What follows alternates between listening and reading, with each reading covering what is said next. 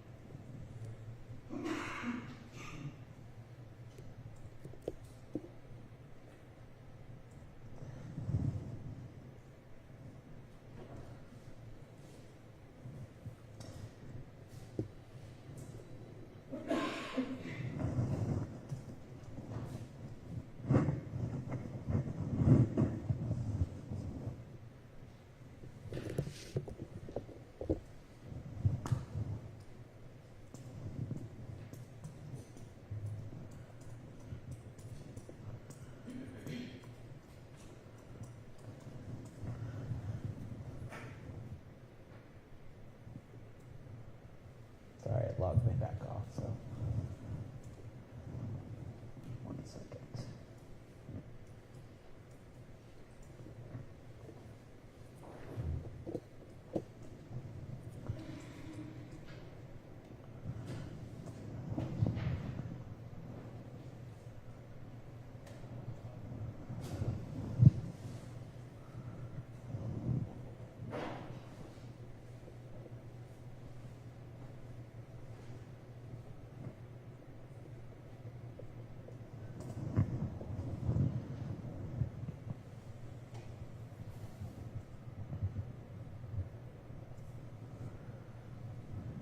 Okay. So we are doing today the motion to dismiss of the cross claim, correct? Is there anything else besides that? Okay. And you're Mr. Devine, right? Are you arguing or is Ms. Lanahan? You are today? Okay, great. And are you guys, who are you? Amanda Lanahan and Okay. Brian Taylor from the County Counselor's Office representing Jean Peters Baker, and I'll be arguing today. Okay, great, thanks. So I'm going to call the case, and actually, now that we've done that informally, I'll have you introduce yourselves again on the record, and then we'll go to you, Mr. Devine. Chris, you ready? So this is case number 2322-CC00120, Tracy Blackman et al. Versus the State of Missouri et al. We're here today on the state's motion to dismiss the cross-claim of Jean Peters Baker, the prosecutor of Jackson County. And on behalf of the state, we have Joshua Devine, Solicitor General for the state. and on behalf of the County Counselor of Jackson County, we have Amanda Langenheim.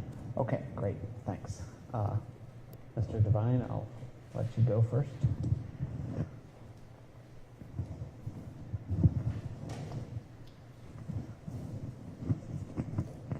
May it please the court.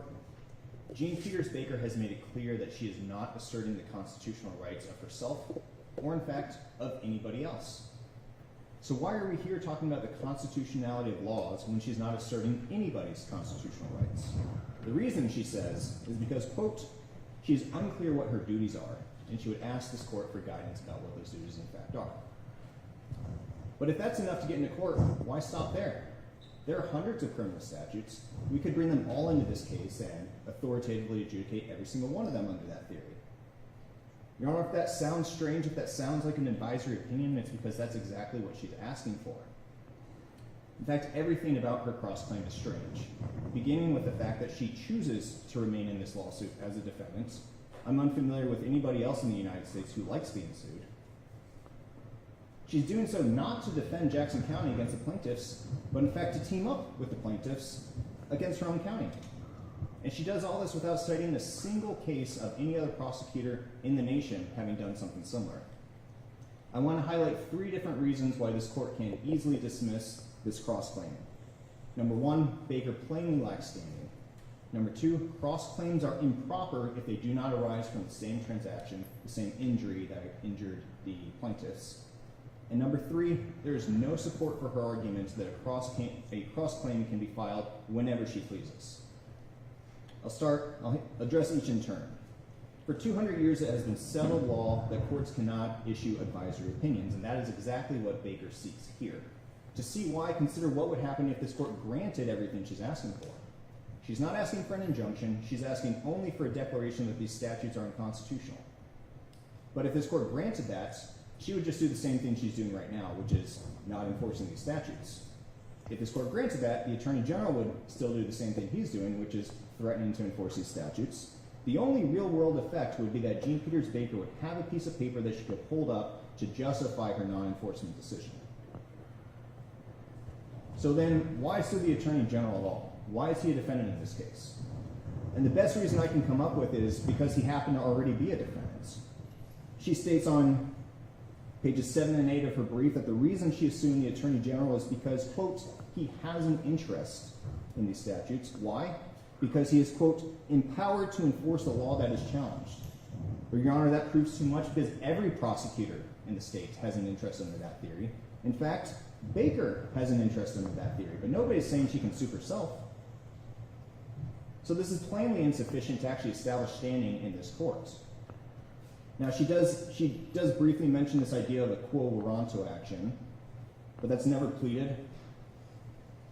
She doesn't seek a pre-enforcement injunction to stop the quo warranto action, and in fact, the only reason she identifies a quo warranto action is not as a reason to sue the Attorney General, but only as a reason for her not to cease enforcing these statutes entirely.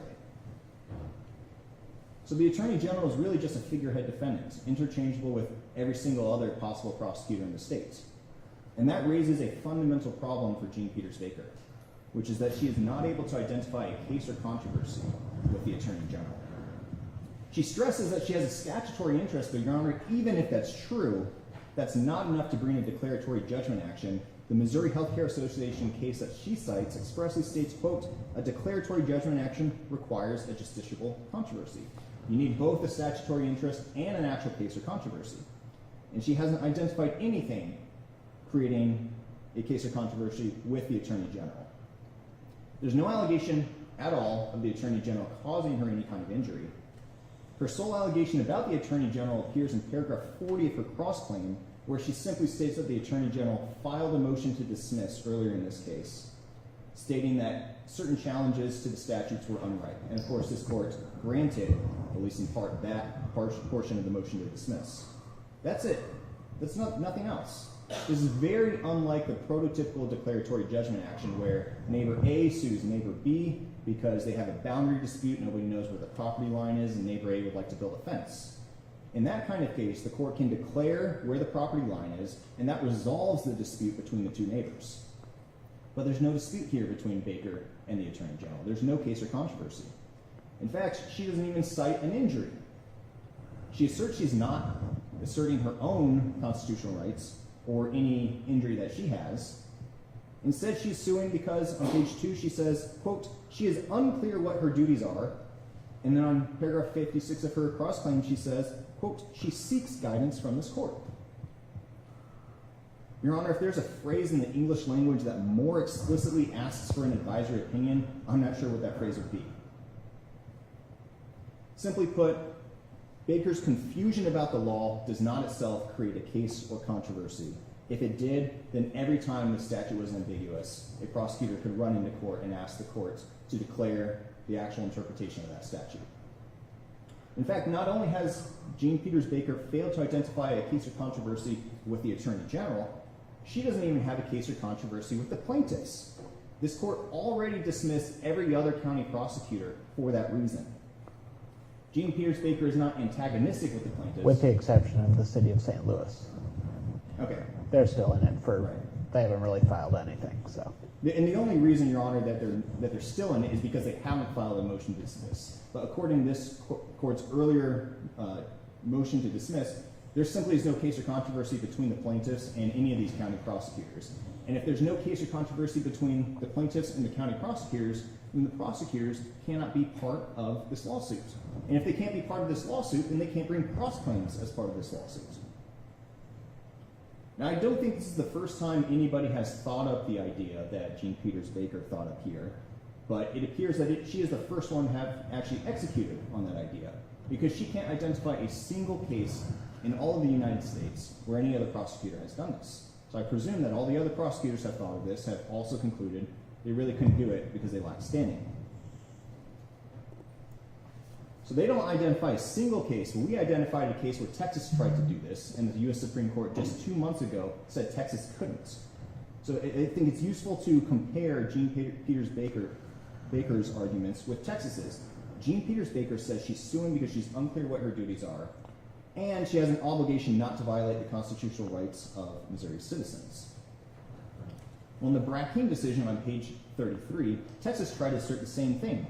And the Supreme Court said Texas can't come in and challenge a federal statute on the theory that the law requires Texas to break its promise to its citizens and forces Texas to violate its own constitutional obligations. This is on all fours with the Brackeen decision. Not only does she not identify a case or controversy, she doesn't even have a statutory interest. She makes this the cornerstone of her argument throughout her brief. But the one statute she cites is actually against her. That's section 56.060, which spells out the duty of prosecutors. And it spells out a duty that is opposite to her actions in this case. That statute says that county prosecutors must, quote, defend all suits against the state or county. She's not defending this suit. She's aligning herself with the plaintiffs. The plaintiffs are saying all these statutes are unconstitutional. She's also saying these statutes are unconstitutional, albeit for different reasons. So this cross-claim is not a vindication of her duties. It is a violation of her duties. She lacks any statutory interest at all. Now, Your Honor, I think standing is the easiest and cleanest way for this court to dismiss the cross-claim, in part because the court must consider jurisdiction before it does anything else. But if this court gets past that issue, there are two other really easy ways of dismissing this case. And one is the cross-claim does not arise out of the same transaction as the plaintiff's claim. So what is that transaction? Well, the plaintiffs argue two things. They complain about expenditure of taxpayer funds. That's all of the plaintiffs. And then Molly Gordon, she complains about the use of allegedly religious language in some of these statutes. That's the transaction here. Baker isn't complaining about expenditure of taxpayer funds or allegedly religious language. What she is complaining about is the idea that some of these statutes might have some vague terms about the medical exception and things of that nature. None of these arguments were raised by the plaintiffs. In fact, precedent confirms that there's no overlap between these arguments. The City of Greenwood case asks court to look at whether issues of fact and law are largely the same and whether they would involve the same evidence. And here there's no logical relation. There's in fact only one overlapping statute, because this court already dismissed as unright the challenges to all the other statutes that Baker is bringing. Baker cannot resurrect and repackage what's already been dismissed as unright. There's no overlap with the legal theories. The plaintiffs are asserting Establishment Clause violations. Baker is asserting equal protection violations and due process violations. The legal arguments and the legal doctrines are totally different, as would be the evidence, too. The plaintiffs are asserting claims about statements made in the statutes, statements made on the floor of the legislature. Baker is asserting that there's an equal protection violation which would trigger heightened scrutiny and would require the state to bear the burden of showing that there's a substantial health and welfare reason to pass these laws. That would delay this case months, if not years. There's no relation at all to the original transaction. That's true for every single one of her claims. Now she says, to try to get around this problem on page 14 of her brief, she tries to bring everything to a very high level of generality. She says, well, really the transaction we're talking about here is that both these claims arise from, quote, the passage of alleged unconstitutional laws. Again, that proves too much. If that's true, then she could have come in here and raised a cross-claim about literally any statute passed on the books in the state of Missouri.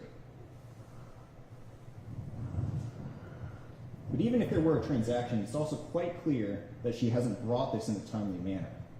Your Honor, it is settled rule across the country that a cross-claim must be brought with the answer.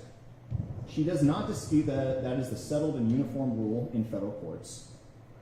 Instead, she just asked this court to deviate from the settled and uniform rule in federal courts. The problem with that is that the federal rule is substantively identical to the state rule. The text is the same with a couple deviations that don't make any substantive difference. I know you talk about this in your brief, but could this be cured by, well, if she came in here and wanted to amend her answer, then I think, the relevant court rule says leave should be granted when justice, or leave is freely granted when justice requires.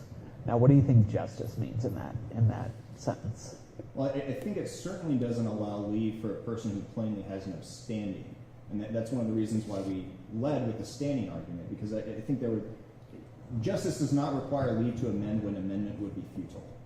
And it's futile for all the reasons I've already said. This is just one additional reason to chop down the tree. Okay. So in the Hemme against Barty case that they cite, the court notes that where the federal rule and the state rule is substantively identical, there are very, very strong reasons to defer to federal precedents. I'd also note that section 509.010 says basically the same thing. It says if an answer to a pleading includes a cross-claim, then the respondent must himself file a responsive pleading. Now, under Baker's rule, that would create an absurdity under this statute, because it would mean that if Baker has raised a cross-claim not inside an answer, then the Attorney General could just ignore it in perpetuity.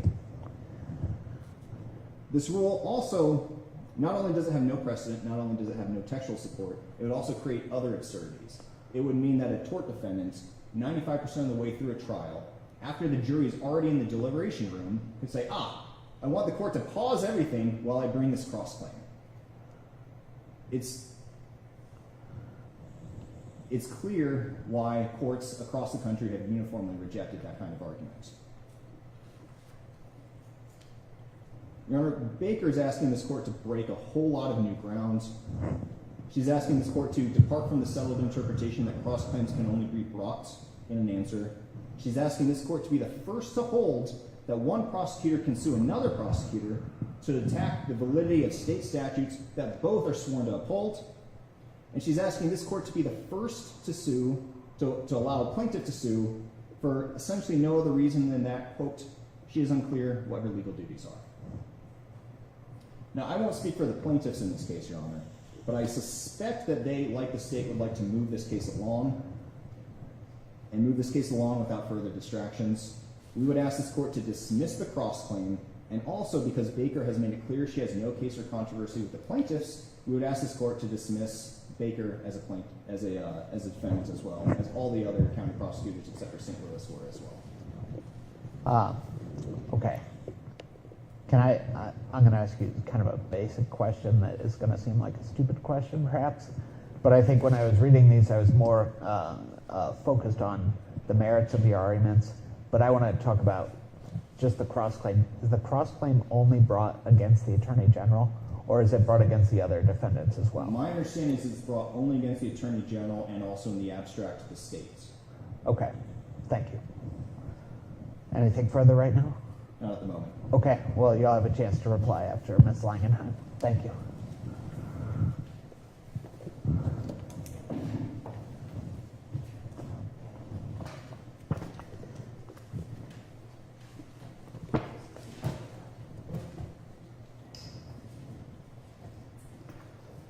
Good morning. Good morning. May it please the court. As I introduced ourselves earlier, myself and my co-counsel Ryan Taylor have the privilege of representing Jean Peters Baker in this lawsuit. Your Honor, in August of 2019, the Missouri General Assembly passed some of the most extreme abortion restrictions in the country. Indeed, even Mr. Bailey's predecessors have voiced their concerns over Missouri's lack of exception for rape or incest victims. But the laws are more than extreme. Chapter 188 is no model of clarity. It contains numerous textual inconsistencies between statutes that preclude them from operating concurrently, and several provisions are so vague as to make it impossible to determine the law's parameters. As the prosecuting attorney for Jackson County, Baker is statutorily tasked with enforcing the criminal laws of this state, including the criminal laws in Chapter 188. She has served as a prosecutor in a variety of roles for over 25 years and has never felt compelled to challenge the constitutionality of the laws that she's tasked with enforcing, until now. Your Honor, I know that Baker's cross claims are novel, and the state would have this court dismiss her cross claims for that reason alone. But thankfully, the test for justiciability is not dependent upon whether or not something has ever been done before, as history has thankfully shown. Instead, a justiciable controversy exists when the plaintiff has a legally protectable interest at stake, there's a substantial controversy existing between parties, and that controversy is ripe for judicial determination. These are the questions before this court today, and rather than go down every rabbit hole that the state has dug up, I'm going to focus on these requirements for justiciability because that's all that Baker needs to be entitled to go forward with her cross claims. And lastly, I do plan to address the timeliness of her cross claims and also explain why they are transactionally related to the subject matter of petitioner's original cause of action. And of course, if at any time you have questions, please do feel free to jump in. I don't want to throw you off, but I guess my first question would be, how, obviously as a prosecutor, she has quite a bit of prosecutorial discretion to determine which laws to enforce and when to enforce them. So how does that play into the injury that she's alleging here when she has that discretion? So, Your Honor, historically, prosecutors did have pretty much absolute unfettered discretion to decide when to prosecute cases, what charges to file. But recently, and as alleged in our cross-claim petition, there's a national effort to affront or diminish prosecutorial discretion. And I find it interesting that the Attorney General's position is, well, Baker has an adequate remedy here. Her adequate remedy is simply to exercise her prosecutorial discretion and simply choose not to enforce the laws that she's tasked with enforcing. If she believes that the laws are unconstitutional, her remedy is simply to just not enforce them. I find that position disingenuous, to say the least. Earlier this year, in this court, the Attorney General's office filed a lawsuit seeking to oust a locally elected prosecuting attorney based in allegations in part that she neglected her official duties by intentionally or willfully failing to prosecute cases. So I think it's clear that that's not really an available remedy for Well, Baker. I mean, I'm in that circuit. I'm pretty familiar with the situation that we had going on when that action was filed. And it was much more than simply not enforcing some laws in that case. So I guess what I would ask is, can you point, I'll give you the point that I think prosecutorial discretion is being challenged perhaps more in recent years than it has been traditionally. But can you point to anything concrete that you think would threaten Jean Peters Baker's prosecutorial discretion besides the quo warranto? So just to make sure I'm understanding your question correctly, Your Honor. So if Peters Baker announced, which to be clear, she has never stated, nor does the cross-claim petition allege, that she is blanketly not enforcing these laws. So if Baker just announced that she's just not going to enforce these laws, is it your question what other, I guess, risks are present other than the quo action? Yes, I guess so. And also I wonder, why would you announce that if you were the prosecutor? Why not just take the action and not bring the publicity that such an announcement would cause? Well, and I think there is an issue with doing blanket announcements or blanket policies that you're not going to enforce any type of law, whether or not you're a prosecutor or another enforcer, because there's always circumstances, there's always exceptions that warrant prosecution.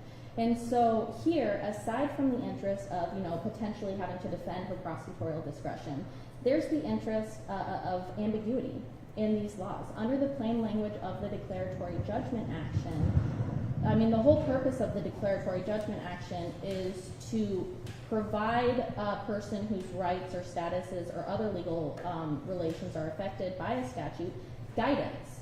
So especially in the realm of prosecuting people, prosecutors are entitled to receive guidance by clear and explicit standards as to who may be charged, what the necessary elements of a crime are, not only to prevent erratic arrests and convictions, but also to ensure uniformity of the criminal laws across the state. Your Honor, the Missouri Attorney General's office takes the position that there is no current controversy between Baker and the Attorney General's office or the state, and they kind of throw out a lot of confusing arguments as to why. But based on their filings, it's clear that two of the top legal officers in this state have very different views, very different opinions as to the interpretation of the criminal laws in Chapter 188. Baker believes that the medical emergency exception is actually a necessary element of the offense, whereas the Attorney General's office says, no, it's an affirmative defense. But if you look at the plain language of the statute and following the rules of statutory construction, when an exception is incorporated into the enacting clause of a crime, which here is, the statutory construction, the rules of statutory construction conclude that the exception is a necessary element of the crime. And it actually violates due process and switches the burden of innocence to the defendant to put the burden on the defendant to prove the necessary element of the crime. So that's one dispute between the interpretation of the laws between Baker and the Attorney General's office. Another dispute is whether or not a woman can be charged as the principal in chief in the termination of her pregnancy. The Attorney General says absolutely not. But it's clear under the criminal provisions in Chapter 188 that a woman cannot be prosecuted as a co-conspirator in the termination of her pregnancy, but nothing in the criminal provisions forego or preclude prosecuting a woman as the principal in chief in termination of her pregnancy. And this is another concrete dispute between the Attorney General's office and Peters Baker as to what the parameters of the criminal provisions are. And another concrete dispute between Baker's office and the Attorney General's office, who is also tasked with enforcing these laws, is what's currently operative. The Attorney General is taking the position that once his office signed an opinion letter giving legal effect to Section 188.017, that section automatically became the law of the land. Everyone else can just disregard any other conflicting statutory provisions. But respectfully, that's not how criminal laws with severe penalties are intended to operate. And Baker is cognizant of this court's order dismissing some of plaintiffs' or petitioners' original causes of action. But respectfully, this court's order was directed at petitioners, how their allegations didn't present a current controversy ripe for judicial determination. Baker, as the enforcer of these laws, is in a different position. And this court's order highlighted that Section 188.017 has a notwithstanding clause. But petitioners didn't challenge, nor did this court consider the fact that what petitioners have referred to as the gestational egg regulations or statutes also have a notwithstanding clause. Each statute begins with a notwithstanding clause. By doing that, the General Assembly indicated that it meant for each statutory provision to apply despite any other provision to the contrary. And in doing that, the General Assembly created an irreversible conflict as to when an abortion can be legally performed in the state of Missouri. And, I was not able to find any type of authority that said, when you have two conflicting statutory provisions, some provisions are deemed inoperative. Instead, courts go through a repeal by implication analysis. Because as I indicated earlier, when it's presumed. So when we're looking at statutes, it's presumed. One of the cardinal rules of statutory construction is that it's presumed that the legislature intended every section every word, every provision of a statute to be in effect and to be operative. I feel like that law, though, is, when you have one provision of a statute, like you have to interpret the ands and the ors and everything in that provision. I don't know if it applies necessarily when you have a statute which, in this case, bans all abortions, and then a statute which bans abortions after a certain gestational age, which is sort of precluded from taking effect by the total ban, right? So they're two separate statutes. So I don't know if giving effect to every word, I don't know if that really applies in that situation. And I think these are very important questions that warrant getting past the motion to dismiss stage so that we can litigate the merits of these claims to give guidance to those who are charged with enforcing the law. And there is case law out there, Your Honor, that says that if two or more statutory provisions begin with a notwithstanding clause, so notwithstanding any other provision of law to the contrary, and they govern the same subject matter, that does present a conflict. And the court cases that I have found, Your Honor, have gone through a repeal by implication analysis. But going back to Baker's legally protectable interest, I do believe that this state's contention is without merit. Missouri courts have held time and again that the interest of being free from the constraints of an unconstitutional law is an interest that is entitled to legal protection. And in our suggestions in opposition, we cite to two cases which are analogous to Baker's interest here. And that's City of St. Louis and then Wilson versus City of St. Louis. Do you want the citations to those cases? No, they're in your brief, Okay. but my question about those is neither of those involved a prosecutor. And I think the unique role of the prosecutor with inherent discretion sort of distinguishes this case from those cases. Can you respond to that? So it is true that in City of St. Louis and Wilson, neither case involved a prosecutor, but it did involve either municipalities or their officials who were charged with enforcing statutory provisions that they deemed to be unconstitutional. And in the court, But they didn't have the discretion. They were charged with enforcing them, and they had to enforce them. They don't have the discretion a prosecutor has, right? Or no? correct. And Baker does have prosecutorial discretion, but I would go back to the fact that there is a national effort to subvert prosecutorial discretion, and that is one of the risks of injury pled in the cross-claim petition. Baker does not have the ability to choose to simply not enforce these laws without a real and substantial risk of consequences for that action.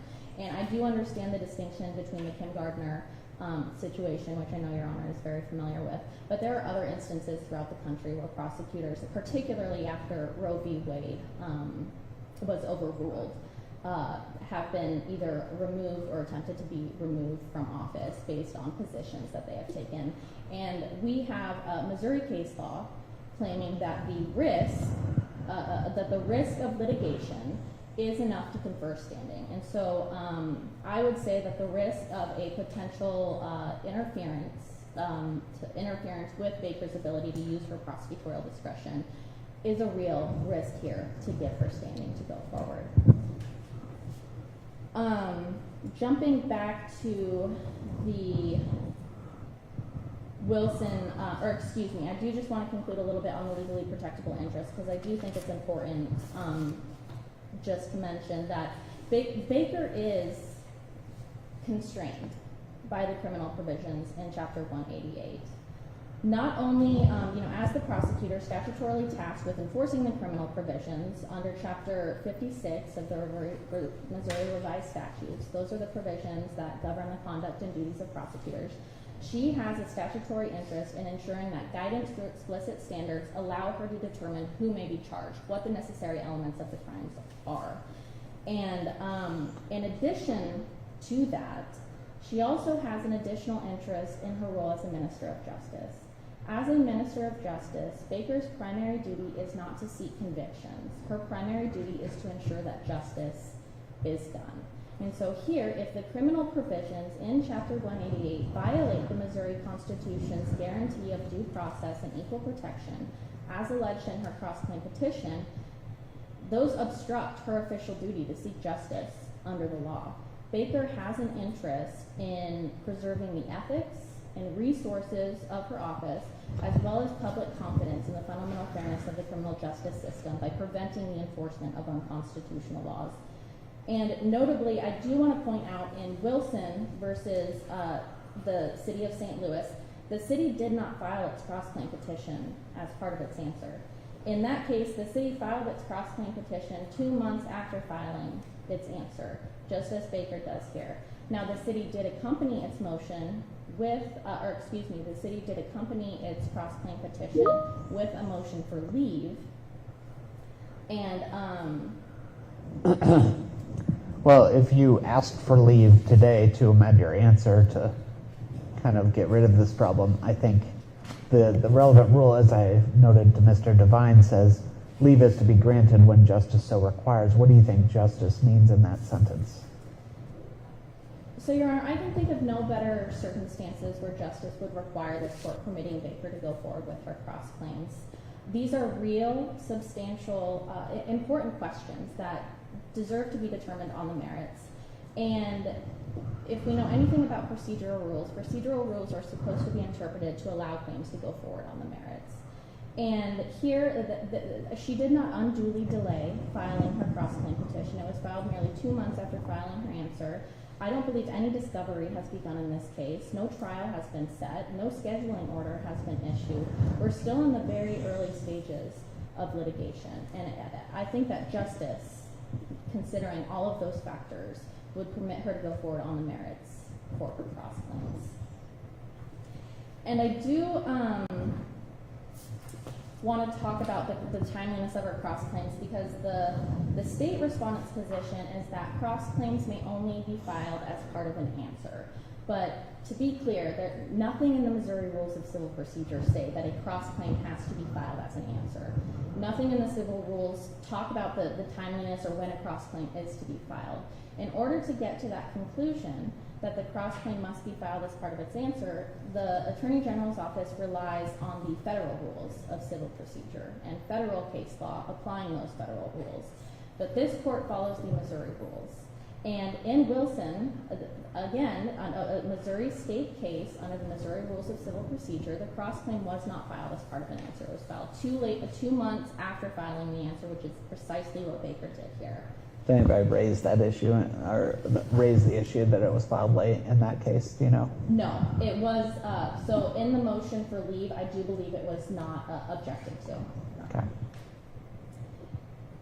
And in asking this court to deny Baker leave, I find it odd that the state relies on a case, Lester versus Sales, and which discusses a list of non-exclusive factors that courts consider when exercising their discretion about whether or not to grant leave to amend or to pursue claims.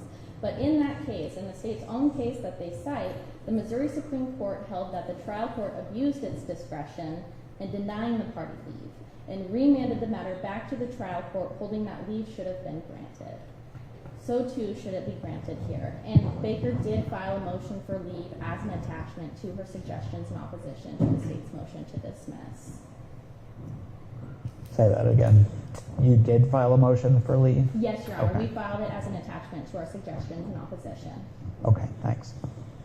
And to support their argument that this court should deny Baker leave to pursue her cross-claims, the state makes arguments that are unpersuasive. The state says that Baker's cross-claims unnecessarily complicate this lawsuit, and the state argues that they're not transactionally related to petitioner's original action.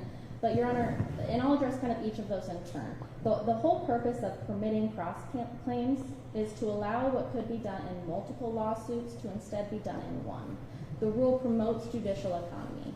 It promotes it prevents the risk of conflicting judgments. And so the nature of a cross-claim necessarily means that it will add additional claims. It will add additional facts and add additional relief being sought. But just because a cross-claim complicates the litigation is not a basis to dismiss the cross-claim. If it were, no party would be permitted to pursue cross-claims. And if the state's position is that Baker's cross-claims complicate the petitioner's original lawsuit, the remedy is for this court to order separate trials on the original claims and her cross-claims. This is the whole purpose of Rule 66.02, which permits the court to schedule separate trials for any cross-claims. And jumping to the state's argument that Baker's cross-claims are not transactionally related to the subject matter of petitioner's original action is also without merit. Our courts have given us no precise definition of transaction and occurrence. There is no hard and fast rule. But what we do know is that the transaction or occurrence test is broadly and liberally applied because courts recognize that, again, procedural rules should promote decisions on the merits. And Mr. Devine mentioned a case that they rely on, the City of Greenwood case, and in that case, the court applied the rules to reach the merits of the parties' claims, rather than applying them in a way that prevented the parties from going forward. In that case, the City of Greenwood passed an ordinance that limited the weight of trucks using city streets. And two individuals who owned a quarry operation and routinely drove heavy trucks down the city's streets challenged the validity of that ordinance in federal court, saying that it violated a contract between the quarry owners and the city, and then they also raised some Commerce Clause violations. But in the meantime, the city passed a second ordinance saying, okay, no more commercial vehicles whatsoever on our city streets. And then the city filed a lawsuit in state court asserting several tort claims such as negligence, trespass, nuisance, and the city also sought a declaration that their ordinance was constitutional under Missouri law. And the city was successful on all of its claims with the exception of the trespass claim. But the quarry owners appealed, raising several points of error, including arguing that the city's tort claims arose out of the same transaction and occurrence as the federal case, and therefore they should have been considered as compulsory counterclaims and should be barred in the state court proceeding. The appellate court disagreed and said, no, the city was permitted to go forward with its claims on the merits, and this court should reach the same conclusion.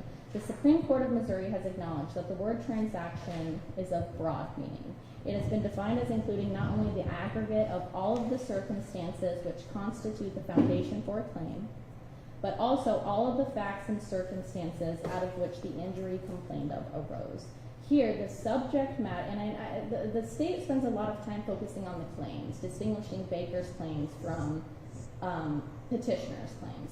But that's not really the focus of the analysis. It's the subject matter. The subject matter of petitioner's original action is the constitutionality of several overlapping provisions in Chapter 188. And their respective, yes, although their respective theories differ, the foundation for both Baker and petitioner's claims arise out of the same transaction and occurrence, which is the passage of alleged unconstitutional laws. And I think that this does fit within the broad meaning of transaction and occurrence required by Rule 55.32F.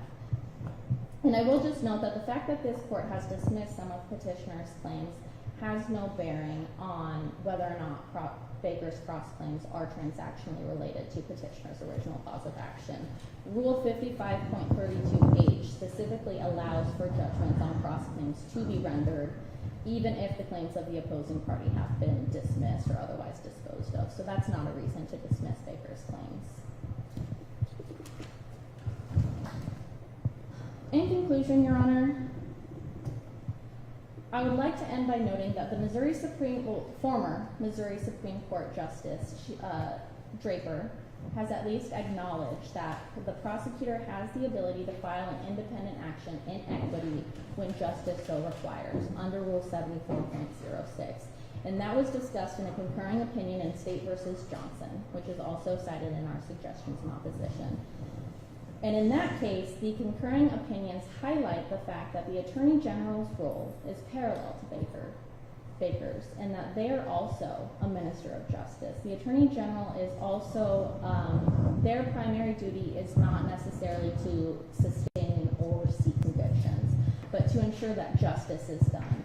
And indeed, we've seen several cases come out of the Attorney General's office this past year challenging federal laws and actions of federal officials, presumably because the Attorney General believes that justice requires. And one such example is a case in the United States District Court for the Western District of Louisiana. And the title of that case is the State of Missouri and the State of Louisiana versus President Joseph R. Biden Jr. And the case number for that is 3:22-CD-01213.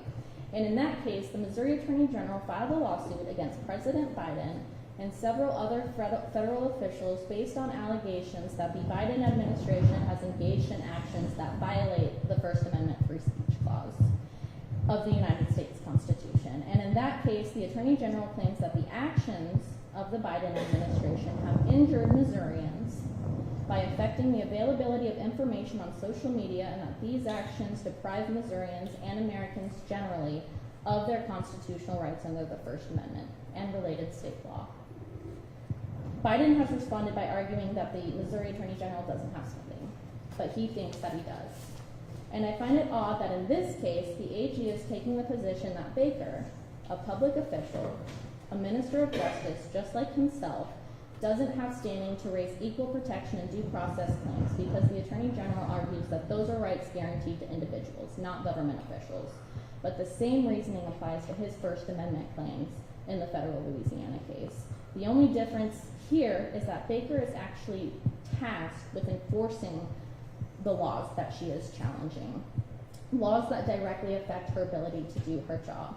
She has an interest in receiving a judgment declaring her rights and obligations under the criminal provisions of Chapter 188.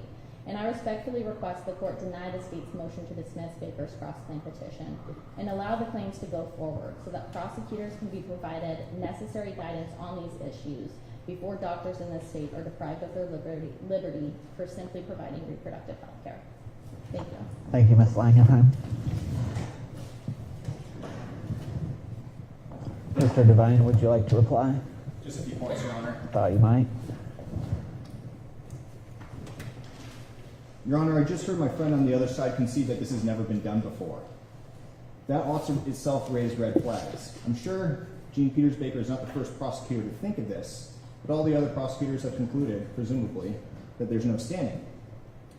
Now, on this issue of this alleged national effort that really has no definition at all in the cross-claim to it, of a national effort to restrict the discretion of prosecutors, all of this is hypothetical. All of this is remote. There's no evidence that Gene Peters Baker has ever enforced these laws in Kansas City or in Jackson County. There's no evidence she's been given the opportunity to enforce these since the Dobbs decision came down. And in fact, the Attorney General has concurrent enforcement authority over these issues, so there's no evidence that she would ever even be called on to enforce these. She cites this idea that even a remote risk can create standing. Your Honor, it sounds like her solution, her rule is anything greater than 0% chance means that you have standing. That's not true. There's the rightness doctrine, of course. And none of this is right. Everything's hypothetical. There's nothing in the cross-claim about a quo warranto. If the Attorney General brought a quo warranto against her for these reasons, then yeah, I think it would be ripe at that point. But nothing has ever been brought before on that issue. There's no suggestion that it's going to be brought in the future. All of her alleged injuries are entirely hypothetical. Now, I also heard my friend on the other side say, well, here's what the dispute is. The dispute is that the prosecutor in Jackson County and the prosecutor at the state level have a disagreement about the interpretation of state laws. Your Honor, if that's the dispute, if that can bring you into court, then there's no end to this. Under that logic, any law professor can sue the Attorney General, seek clarity from this court because, well, the law professor has a disagreement with the Attorney General about the interpretation of a statute, and the law professor would really like some clarity before they write their next article. There's no end to this sort of nonsense. My friend on the other side mentioned a couple cases, Wilson, City of St. Louis, but in every single one of those situations, what you had was a party that was asserting their own rights. So in Wilson, Article 6, Section 22 of the Constitution creates a right for cities not to have the legislature define the scope and duties of employees of the cities. That is a right that the cities have under the Constitution, and they were asserting that right against a statute that they said did that exact sort of thing. Same thing in the Second Amendment Preservation Act case, the city of St. Louis. The city was a directly regulated party that could face fines of up to $50,000 for violations of the Second Amendment Preservation Act. Here, we have a situation where Baker has conceded she's not asserting her own rights. She's also not asserting the rights of anybody else. She is seeking clarity from this court, which is the definition of an advisory opinion. The same thing is true with the Missouri against Biden case that my friend on the other side cited. That's a case where we were suing not only to assert our own rights as a state, but also in our parents' patriae capacity, asserting the rights of all Missourians. I mean, this is a case where we allege, and in fact, the federal district court found that the federal government had taken down speech of the state of Missouri. The state of Missouri had promulgated speech on YouTube and some other social media channels, and the federal government was responsible for removing and taking down that speech. We were asserting our own rights, and also the rights of all Missourians. You know, if Jean Peters Baker wants to go and perform abortions after 5 p.m. in some clinic in Kansas City, then yes, I think she could sue over the constitutionality of these statutes. But she's not asserting her own rights. She's not asserting... Is she a nurse like our prosecutor in St. Louis? I'm sorry, I missed the... Is she a nurse like our prosecutor in St. Louis was? That's not to my knowledge. Just an aside, sorry. Your Honor, we're here at the motion to dismiss stage, so I don't want to dwell on the merits, but I do want to make just a couple brief points in response to what they said. Jean Peters Baker principally asserts an equal protection claim. She says on paragraph 86 of her cross claim that there's an equal protection violation because the abortion statutes only affect women. The problem with that, of course, is that the U.S. Supreme Court just last year expressly rejected that argument. And the Missouri Supreme Court in the Glossop case has said that the U.S. Constitution and the state constitution are coextensive with respect to the equal protection clause. So if it's not a right under the federal constitution, it's also not a right under the state constitution. Her exact argument was rejected just 1 year ago. I want to make a brief point about this idea about this medical exception. You know, the other side thinks the state has an obligation, an affirmative obligation, to prove the absence of a medical exception. The state's position is that this is an affirmative defense. Now, even if they're right, though, even if they're right, that would just mean that the state would, in fact, have to prove that as an element of the offense. It wouldn't mean it would strike down the statute. So even if Baker is correct, she can't get the relief that she is seeking. And Your Honor, I say these only to make this point. Baker has no standing to bring this claim at all. She brought this claim late. This claim is procedurally improper. And at the end of the day, all of the questions she's raising are either weak on their face or were expressly rejected a year ago. The point of a cross-claim is to promote judicial efficiency, and including any of these claims is going to do the exact opposite. So we would ask this court to dismiss. Thank you, Mr. Devine. And, thank you both for your arguments. I'll take the matter under submission. You've both done an excellent job of expressing your positions today, so thank you for that. And in your written motions as well. So I'll get to work on it and get an order out as soon as I can, okay? Thanks. We'll be adjourned.